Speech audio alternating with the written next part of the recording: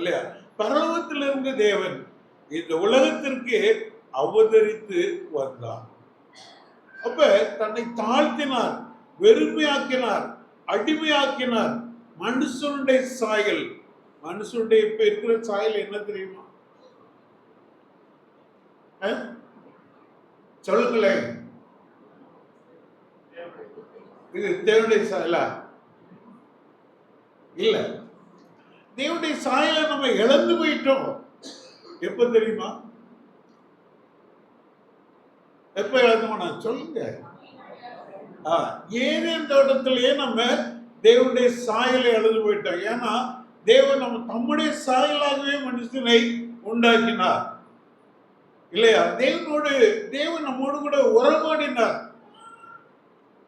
இல்லையா? தேவனுக்கு மனுஷனுக்கு வித்தியாசம் இல்லாமல் இருந்தோம். ஆனா பாவம் செஞ்சதுனால என்ன செஞ்சோம்? தேவனுடைய சாயலை இழந்து போயிட்டோம் இல்லையா? அப்ப இது சபிக்கப்பட்ட சாயல். இன்னைக்கு நாம் இருக்கிறது சபிக்கப்பட்ட சாயல். ஆனா ஆண்டவர் அதனாலதான் நமக்குள்ளே பாவம் நமக்குள்ளே தானாகவே உருவாகிறது. அதனாலதான் சங்கீதக்காரர் சொல்கிறார், என் தாய் என்னை பாவத்திலே கற்பந்தரித்தாள், நான் துர்க்குணத்திலே உருவானேன். பிள்ளைகள் பிறந்து அது 6 மாசம் 1 வயசு ஆனா கூட அதுங்க என்ன செய்யுது? மறைக்குது இல்லையா? பொறாமப்படுது. இதெல்லாம் அவங்களுக்கு சொல்லியா கொடுக்கறாங்க? இல்ல, அது தானாகவே உள்ள என்ன செய்து இருக்குது? பாவத்தின் சாயல். அப்ப அது அப்படிப்பட்டவங்க தான். ஆனா ஆண்டவராகிய இயேசு கிறிஸ்து பாவத்தோட இந்த உலகத்துக்கு வந்தாரா? இல்ல, பரிசுத்தமுள்ளவராக இந்த உலகத்துல அவதரித்தார். பாவம் இல்லாதவராக இந்த உலகத்துல அவதரித்தார். அவதரித்து இந்த உலகத்துல அற்புதங்களையும் அடையாளங்களையும் செய்து அவருடைய போதனைகள் எல்லாம் அவ்வளவு அருமையா இருக்கும் பாருங்க. அவரை எப்படியாலும் குற்றம் கண்டுபிடிக்கணும் அப்படின்னு சொல்லிட்டு அங்கே வேதபாரகர் பரிசேயர்கள் அவருக்கு பின்னாகவே போனாங்க. அவரை சோதிச்சு பார்த்தாங்க. எந்த விதத்திலும் அவருடைய போதனையில ஒரு குற்றமும் காண முடியவில்லை. ஏன் அப்படின்னா அவர் ஃபர்ஸ்ட். அப்ப நம்முடைய பாவத்துக்கு வரக்கூடிய தண்டனையை தன்னுடைய சரீரத்துல ஏற்றுக்கொண்டு நமக்காக கல்வாரி சிலுவையில அவர் மரித்தார், அடக்கம் பண்ணப்பட்டார், 3ஆவது நாள் உயிரோடு இருந்தார். அவருடைய ரத்தத்தினால நம்முடைய பாவம் மன்னிக்கப்படுகிறது. இதை நம்ம விசுவாசித்து ஏற்றுக்கொள்ளும் பொழுது இந்த பாவ மன்னிப்பின் நிச்சயத்தை நம்ம பெற்றுக்கொள்கிறோம், பெற்றுக்கொண்டும் இருக்கிறோம். அப்ப அதனால்தான் இன்னைக்கு நம்ம என்ன செய்யறோம்? நம்ம எப்படி இருந்தோம் அது வெளிப்படையாக நம்முடைய வாழ்க்கையில் உள்ள பாவங்கள், சில பழக்க வழக்கங்களில் இருந்து ஆண்டவர் நமக்கு விடுதலை கொடுத்திருக்கிறாங்க. அதுதான் என்னுடைய பாவம் மன்னிக்கப்பட்டு இருக்கிறது என்பதற்கு அடையாளமாக இருக்கிறது.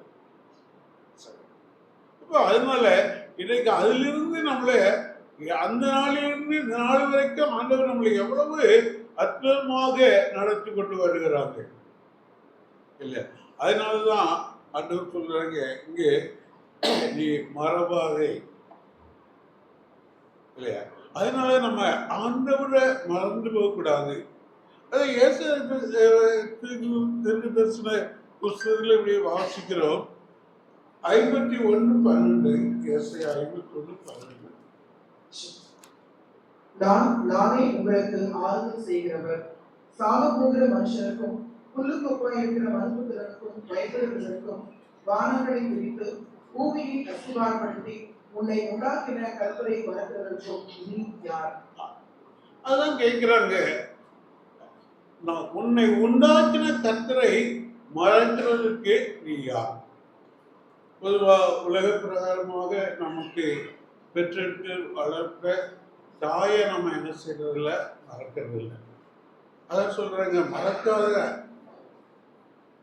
ஆனா என்னைய உருவாக்கினவர் உலக தோற்றத்துக்கு முன்பதாகவே என்ன செஞ்சிருக்கிறாங்க? ஆண்டவர் நம்மளை தெரிந்து கொண்டாங்க. தாயின் கருவில நம்மளை உருவாக்கினவர். அதனால உருவாக்கினவரை நீ என்ன செய்யக்கூடாது? மறக்கக்கூடாது. அப்ப நம்முடைய வாழ்க்கையில் அதை ஞாபகம் வச்சுக்கணும். சரியா? என்னைய எப்படி மீட்டு கொண்டாங்க, அப்ப என்னை எப்படி ஆண்டவர் உருவாக்கி இருக்கிறாங்க, அதனால நான் அவரை என்ன செய்யக்கூடாது? மறக்கக்கூடாது. அந்த வசனத்தை மறுபடியும் வாசிங்க.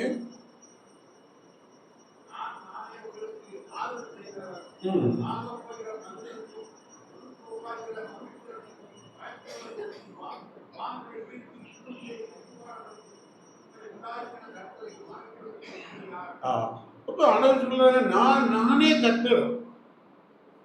அப்ப உனக்கு ஆறுதல் சொல்லக்கூடிய தேவன் என்று சொல்லி நாம் பார்க்கிறோம். ஆறுதல் சொல்லக்கூடிய தேவன். அதனால அவரை நாம் என்ன செய்யக்கூடாது? மறக்கக்கூடாது.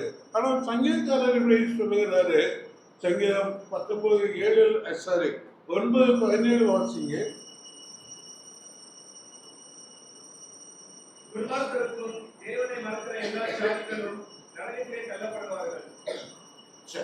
இங்கே சங்கீதக்காரர் சொல்லும்பொழுது சொல்றாங்க, துன்மார்க்கரும் தேவனை மறக்கிறவரும் நரகத்திலே தள்ளப்படுவார்கள்.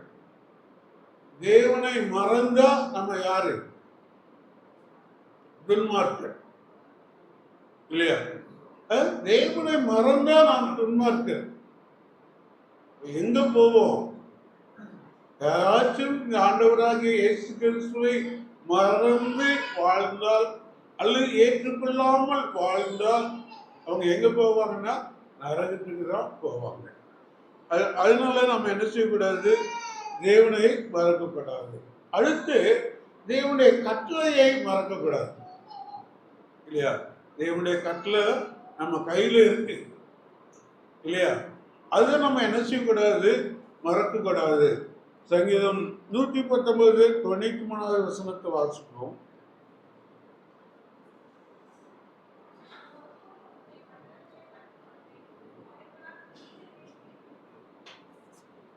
எனக்கு கேட்கலையே. நான் ஒருபோதும் உம்முடைய கட்டளைகளை மறக்க மாட்டேன், அவைகளால் நீர் என்னை உயிர்ப்பித்தீர். பாருங்க, இங்கேயும் சங்கீதக்காரர் சொல்லும் பொழுது, நான் ஒருபோதும் உடைய கட்டளையை மறக்க மாட்டேன், அவைகளால் என்னை உயிர்ப்பித்தேன். இப்ப நம்ம உயிர்ப்பிக்கப்பட்டிருக்கிறோம் அப்படின்னா தேவனுடைய வசனத்தின் மூலமாக அவருடைய கட்டளையை ஏற்றுக்கொள்ளும் பொழுது நாம் உயிர்ப்பித்திருக்கிறோம். அப்படி இல்லை அப்படின்னா நாம் பாவத்தின் சம்பளமாகிய மரணத்துல தான் இருந்தோம், மரித்து இருந்தோம்.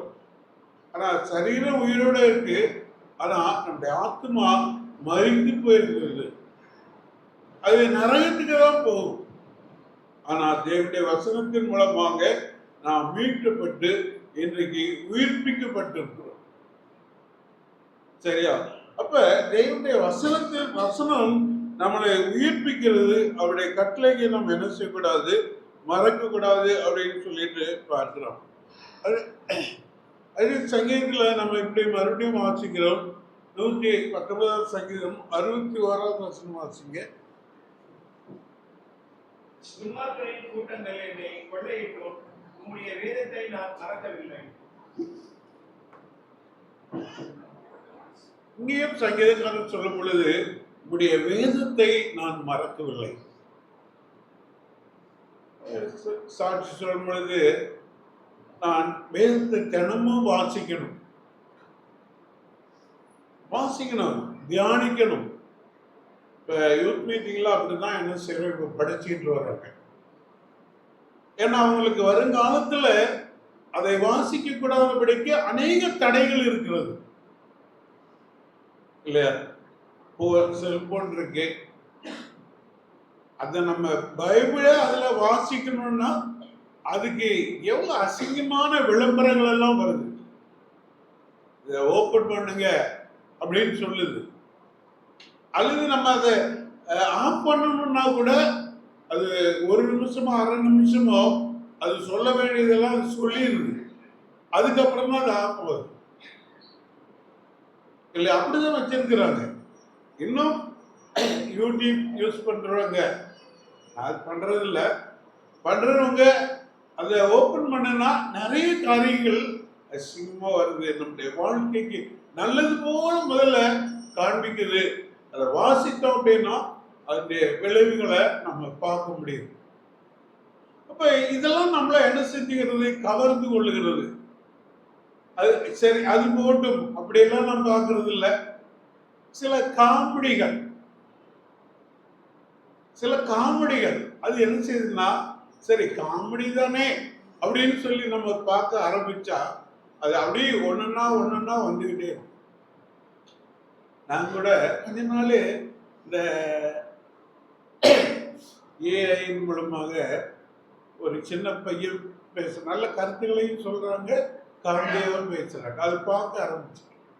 ஆனா அது தொடர்ந்து பார்க்கணும் அப்படிங்கிற ஒரு ஆசை உள்ளத்துல உருவாகுது. அப்ப அது நம்முடைய நேரத்தெல்லாம் என்ன செஞ்சுக்கணும், எடுத்துக்கணும். நம்மளை வேதத்தை வாசிக்க முடியாதபடிக்கு தடுத்து விடும். அப்ப அதனாலதான் நம்ம என்ன செய்யக்கூடாது, அதை மறக்கவே கூடாது. அப்ப சங்கீதக்காரர் என்ன சொல்றாங்க அப்படின்னு சொல்லிட்டு பார்க்கிறப்போ, துன்மார்க்கருடைய கூட்டம் என்னை கொள்ளையிட்டும் நான் என்ன செய்வதில்லை, இப்படி வேதத்தை மறப்பதில்லை. இப்படி வேதத்தை மறந்தா என்ன ஆகும் அப்படின்னு உங்களுக்கு தெரியுமா? தெரியும் நினைக்கிறது. ஆண்டவனுடைய பிள்ளைகளை மறந்துடுவாங்க இல்லையா? நம்ம பிள்ளைகளுக்கு வருங்காலத்துல சேர்த்து வைக்கணும்னு நினைக்கிறோம், அவங்கள நல்லா படிக்க வைக்கணும்னு நினைக்கிறோம், அவங்க நல்லா இருக்கணும் அப்படின்னு சொல்லி நினைக்கிறோம். நானும் அப்படிதான் நினைச்சேன் இல்லையா? அது நம்முடைய ஆசை, நம்முடைய விருப்பம். ஆனா அதே நேரத்துல இந்த வேதத்தை அவர்களுக்கு சொல்லி கொடுக்கல அப்படின்னு சொன்னா ஆண்டவர் மறந்துடுவாங்க. நம்ம வேதத்தை வாசிக்காம, அதுக்கு முதலிடம் கொடுக்காம இந்த உலகத்துக்கு முதலிடம் கொடுப்போம் அப்படின்னு சொன்னா உலகத்துல முன்னேறிடலாம், ஆனா ஆண்டவரால மறக்கப்படுவோம். அதான் சகரியார் சொல்றாங்க. அதன் வசனத்தை நம்ம என்ன செய்யலாம் பார்க்கலாம். ஓசியா 4ஆம் அதிகாரம் 6வது வசனத்தை வாசிப்போம். ஓசியா 4. என் ஜனங்கள் அறிவில்லாமையினால் சங்காரமாகிறார்கள். நீ அறிவை வெறுத்தாய், ஆகையால் நீ என் ஆசாரியனாய் இல்லாதபடிக்கு நானும் உன்னை வெறுத்து விடுவேன். நீ உன் தேவனுடைய வேதத்தை மறந்தாய், ஆகையால் நானும் உன் பிள்ளைகளை மறந்து விடுவேன். அங்கே ஓசியா தீர்க்க தரிசனமாக சொல்லுகிறத நம்ம பார்க்கிறோம் இல்லையா? அப்ப நீ வேதத்தை மறந்தால் நான் உன் பிள்ளைகளை மறந்து விடுவேன். தயவுசெய்து நீங்களும் வாசிங்க, உங்க பிள்ளைகளுக்கும் சொல்லிக் கொடுங்க. யாரோ சொன்னாங்களாம், வேத வசனத்தை நீங்க எப்படி படிச்சீங்க அப்படின்னு சொன்னா 2 வசனம் மனப்பாடம் சொல்லல அப்படின்னு சொன்னா ஒரு டீ கூட கிடைக்க. அப்ப நம்மளுடைய பிள்ளைகள் இந்த குற்றாலம் போயிட்டு வந்தவங்க நிச்சயமா பிள்ளைகளுக்கு வேத வசனத்தை சொல்லி கொடுப்பாங்க. அது சின்ன பிள்ளைகள் எவ்வளவு வசனம் சொல்லுதான் நான் பார்க்கல, ஆனா போயிட்டு வந்தவங்க சொல்றாங்க, அவ்வளவு ஆச்சரியப்படுறாங்க, இவ்வளவு வசனங்கள் சொல்லுவீங்களே, இவ்வளவு சின்ன பிள்ளைகள் அப்படின்னு சொல்லி. அதனால நானும் சொல்லி கொடுக்கணும் அப்படிங்கிற ஒரு ஆசை அவங்களுக்கு உருவாயிருக்கு இல்ல. இப்ப போயிட்டு வந்தவங்க சும்மா குற்றாலத்துல குளிச்சுட்டு வந்தோம் அப்படின்னு நல்லா இருந்ததுன்னு நினைக்காதபடிக்கு நீங்க உங்க பிள்ளைகளுக்கு என்ன செய்யுங்க, வேத வசனத்தை சொல்லி கொடுங்க, அவங்க மனப்பாடம் பண்ண வைங்க. சரியா?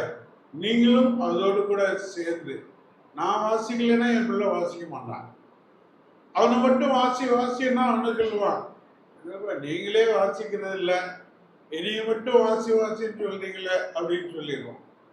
அதனால நீங்க என்ன செய்யுங்க, வாசிங்க, அவங்களுக்கு பிள்ளைகளுக்கு சொல்லுங்க, நீங்க மனப்பாடம் பண்ணுங்க, அவங்க பிள்ளைகளை மனப்பாடம் பண்ணுங்க, ஆண்டவர் உங்களை மறக்கவே மாட்டாங்க. சரி, அடுத்து நம்ம பார்க்கிறோம் நீதிமொழிகள் 3ஆம் அதிகாரம் 1வது வசனத்தை நம்ம வாசிப்போம். என் மகனே, என் போதகத்தை மறவாதே, உன் இருதயம் என் கட்டளைகளை காக்க கிடவது. இங்கேயும் கூட ஆண்டவர் நமக்கு கொடுக்கக்கூடிய ஆலோசனை என்னன்னா, ஆண்டவருடைய போதனையை நாம் மறக்கக்கூடாது. எதை மறந்தாலும் அதை மறக்கக்கூடாது இல்லையா? அப்ப ஆண்டவருடைய போதனை எப்படி கிடைக்கும்? இந்த வேதத்தை வாசிக்கிறப்போ, தேவனுடைய வசனத்தை கேட்கிறப்போ, தேவனுடைய சமூகத்துல காத்திருக்கிறப்போ, இந்த சாட்சி சொன்னவங்களெல்லாம் சிலர் ஆண்டவரே என்னோட பேசினாங்க இல்லையா அப்படின்னாலாம் சொன்னாங்க. சரியா? அப்ப இதன் மூலமாக தான் ஆண்டவர் நம்மளோடு பேசுறாங்க, அவருடைய போதனையை கொடுக்குறாங்க. கேட்டுட்டு நல்லா இருக்குன்னு சொல்லலாம், நல்லா இல்லைன்னு சொல்லலாம், பரவாயில்ல அப்படின்னு சொல்லலாம், ஆனா அது மறக்கக்கூடாது. எனக்கு இப்ப கொஞ்சம் ஞாபகம் மறதி ஆயிடுச்சு. கேட்கிறப்ப ரொம்ப நல்லா இருக்குன்னு சந்தோஷப்படுவேன். அப்புறம் அது வீட்டுக்கு போனா ஞாபகப்படுத்தி பார்த்தேன்னா இல்லை முக்கால்வாசியில கால்வாசி மறந்து போயிடுது. ஆண்டவர்கிட்ட கேட்குறாங்கன்னா டாக்டர் சொல்லுறங்க அது மூளை சுருங்கிறதுனால உனக்கு மெமரி பவர் இல்லை அப்படின்றாங்க. மாத்திரை கொடுக்குறாங்க, அது ஒரு இல்லையா? அதனால நம்ம என்ன செய்யணும்? தேவனுடைய அந்த போதனையை மறக்க விடாது. சரி, நான் நல்லா இருக்கிற காலத்துல வேதவசனங்களை எழுதி பாக்கெட்ல வச்சுட்டு சைக்கிளில் போறப்பெல்லாம் படிச்சிருக்கிறேன். சரியா? எங்க கூட நடந்தாலும் சைக்கிளை என்ன செஞ்சுட்டு போயிடுவேன். இப்ப போயிட்டு வந்தவங்க தான் சொல்றாங்க அவ்வளவு நல்லா இருக்குன்னு இல்லையா? எங்க வேணாலும் போயிடுவேன். சிட்டிக்குள்ள எங்க இருந்தாலும் அன்னைக்கு சைக்கிள்ல அவ்வளவுதான் போயிடுவேன். அதோட கூட என்னோடு கூட சேர்ந்து சில சகோதரர்கள் என் மூலமாக ஆண்டவருடைய வார்த்தையை கேட்டு ரட்சிக்கப்பட்டவங்க எல்லாம் அப்படியே கூட என்ன செய்வாங்க, வருவாங்க. சரி, அப்ப அப்படித்தான் இருந்தது. நான் இன்னைக்கு நம்ம பார்க்குறப்ப போகிறதுக்கே ஆள் இல்லை. அவங்களும் அனுப்புவாங்க, சொல்லுவோம். இப்போ அவங்களால அனுப்புறது இல்லை, வாட்ஸ்அப்பில் அனுப்புகிறாங்கன்னா வாட்ஸ்அப்லையும் வாங்குறது இல்லை. சரியா? அதனால தெரியாமலே போயிடுது. அதனால போய் தேவனுடைய வார்த்தையை கேளுங்க. சரியா? அப்ப அதை மறக்க கூடாது அப்படின்னு சொல்லிட்டு நம்ம பார்க்கிறோம். சரி, ஒரு காரியத்தை சொல்லி முடிச்சிடுறேன். சங்கீதம் 103 2வது வசனம் வாசிங்க. அவன் செய்த சகல உபகாரங்களை மறவாதே.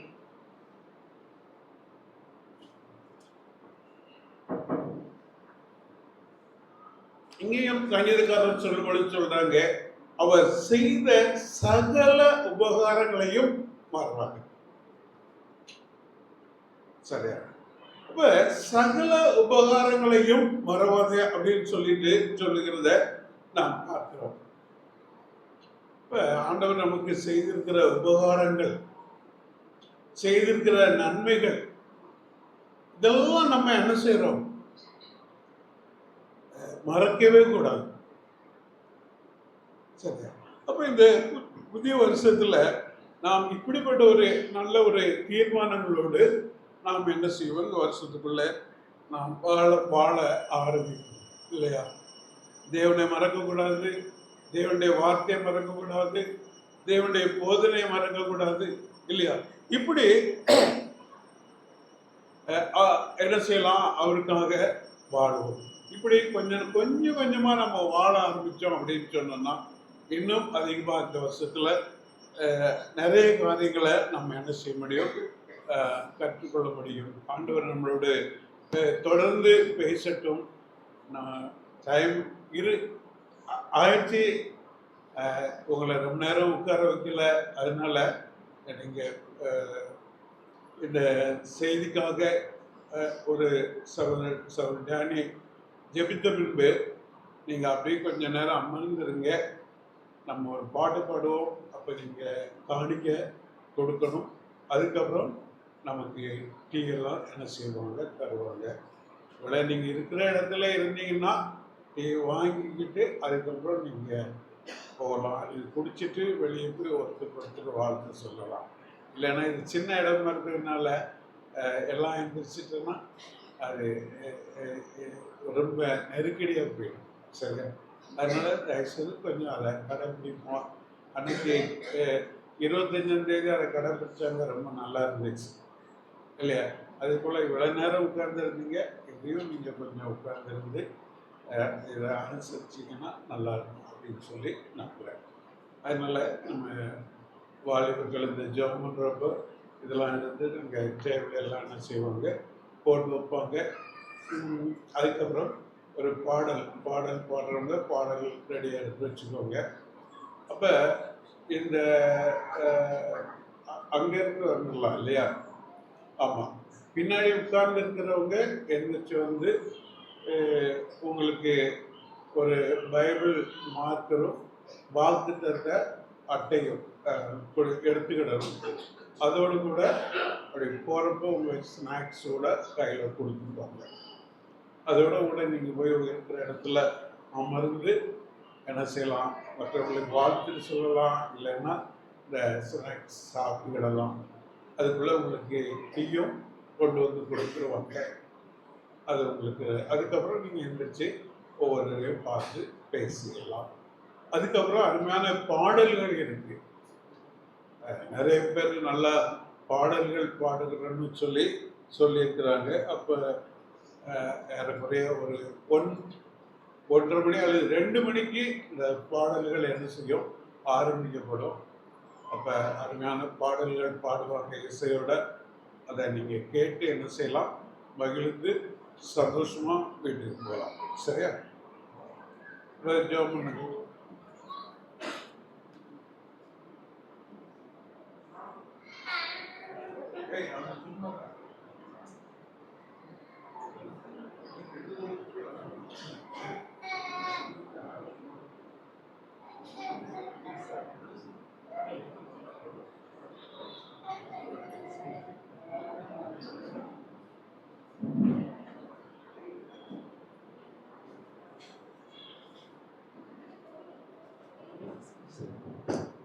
ஜெபம் செய்வோம்.